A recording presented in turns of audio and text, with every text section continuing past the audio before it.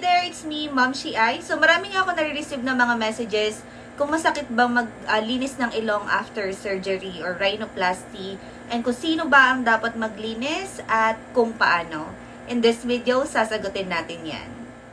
Hindi masakit maglinis ng ilong, lalo na after na surgery, wala ka pa nararamdaman nun kasi meron pa yung anesthesia. So, ang kailangan mo lang is itong sterile cotton buds, injection, and sodium chloride. So, kapag nakapaglagay ka na dito ng sodium chloride dito sa injection, ang gagawin mo is i-inject mo lang siya dito sa sterile cotton buds. Yan. Tapos, tap mo lang siya. Tap. Tap. Pag okay na yun ha, wag mo na uulitin to, tapon na agad. Para maiwasan natin yung infection or magkalat yung bacteria. And then, kuha ko ulit ng bago, ang gagawin mo, tap ulit, baliktarin mo, tap, and then, ganun din sa kabila.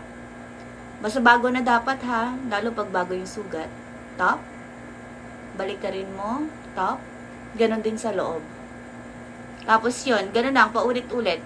At sa case ko pala, since medyo marami yung dugo doon sa loob, lalo na kasi pag fresh pa yung sugat, at katapos lang ng surgery, ang kailangan mo para malinis mo yung mga natuyong dugo or yung mga dugo dyan, is kailangan mo ng hydrogen peroxide. Ito. Ayan. Ito ang laki ng nabili ko. So, ang gagawin mo dito, maliit na yung bilhin mo para makalis ka pa sa expenses. Maglagay ka lang dito sa takip, magbuhos ka, and then ganun lang din kung paano ginawa mo sa sodium chloride. Dip mo siya. Dip mo yung yung sterile cotton buds. And then, ilagay mo na siya dyan. Ayan. Kung saan yung may mga dugo. Pero huwag ka na mag-uulit ha. Ganun din. Top, baliktad, top. Wala kang mararamdaman as in wala siyang pain. Pero, sa paggamit nito, huwag masyadong marami. Kasi ang mangyayari, napapalambot niya nga yung mga natuyong dugo. What more pa yung sugat. So, gagamitin lang natin to sa first and second day. And then, sa third day and more, wag ka nang gumamit niyan para hindi maging malabsa yung sugat or maging fresh ulit. Sodium chloride, okay? After mo maglinis ng using sodium chloride, ang gagamitin mo na nun is yung binigay ni Doc na nasaan na yun? Eucedin. Ito. Wound healing cream. Yan. Ako, dalawa yung wound healing cream ko. Isa malaki. Ayan. Ito yung pinaka-advisable daw kasi super effective daw to. So, nakabili ako ng dalawa nito at isa nito. Ngayong medyo magaling-galing na ikaw 1 month na. Ito na yung ginagamit ko. Ayan. Eucedin, ang gagawin din natin dyan ay maglalagay tayo sa cotton buds, sterile cotton buds. Pag nakapaglagay na tayo, ang gagawin mo ulit is top. Ganun ulit ha. Ganon din sa loob. Maglagay din tayo sa loob kasi may makikita kang mga sugat sa loob. Lalo kung may tahirin siya sa loob. Kasi nagpa-ALAR din ako. Kaya, ang gagawin mo talaga is maglagay ka ng ganitong small amount of cream and then maglagay ka rin sa loob. Huwag lang sa labas. Then, after nyan, ayun na lang yun, yung paglilinis na yun. Basta huwag natin bibiglain, lalo na pagka fresh pa yung sugat, yung first day, second day, kung ano lang yung kaya mo linisin, yun lang. Pero hindi siya masakit. Basta huwag tayong magmamadaling malinis talaga yung gusto mong nakikita, hindi ganon.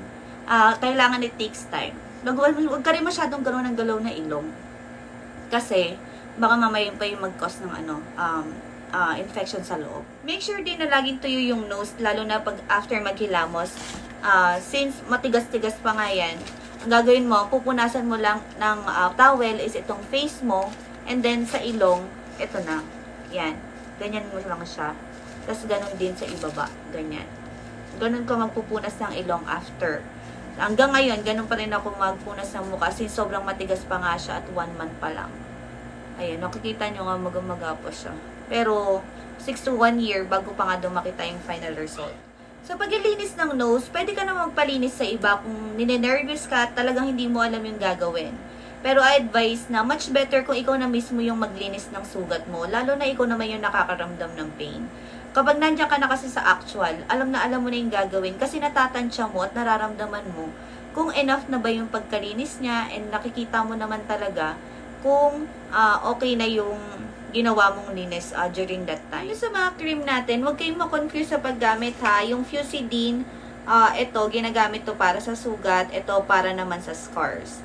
Aalagaan natin ng Dermatrix or Scar Remover Cream yung ating nose kapag ganyan na itsura niya. Nakikita nyo, ay no, yung mga pinagalingan ng tahe. Scar na lang siya, pero hindi na siya sugat.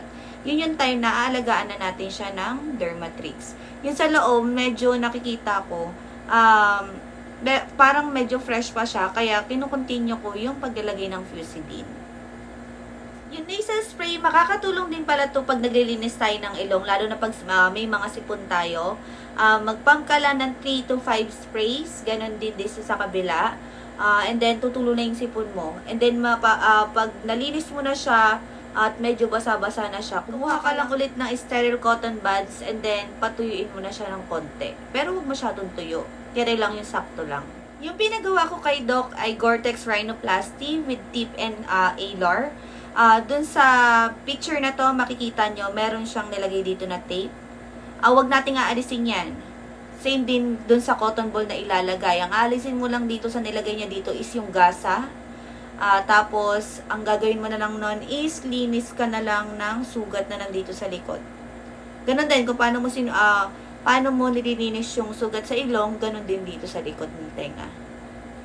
Madali lang din naman yon, pero dito sa likod ng tenga, since hindi natin siya nakikita, magpatulong ka na lang kung meron kang kasama dyan sa bahay. Yung cotton ball hat, wag mong aalisin yan kasi nakalagay yan talaga dyan. Ang magtatanggal niyan si Doc. Doon na sa may mismong suture removal day. Same din yung nakalagay sa ilong mo. Ang mangyayari nun, sila na rin yung mismong magtatanggal. Kaya sa paglilinis, yung mga nandito na sa paligid at yung nandun sa loob, yung iyong lilinisan. After naman ng suture removal, natanggal na yung mga tahi-tahi, okay na din dito, natanggal na ni Doc. Ang gagawin mo naman nun, ikaw naman ang magno-nose taping. Madali lang din yon. Sa nose taping, ang kailangan mo ay micropore tape.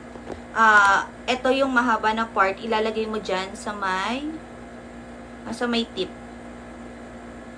Yan, ganyan. Pag nalagay mo na dyan, sunod mo naman to. Mas maliit to ha. Ang pinakamahabang tape na nilalagay natin is dito sa tip. Tapos, ayan.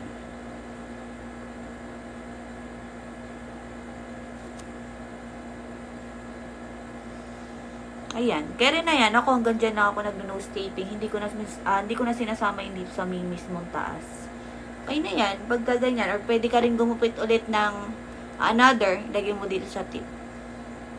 Ayan na yung nose taping, and ganun lang din kadaling maglinis ng sugat.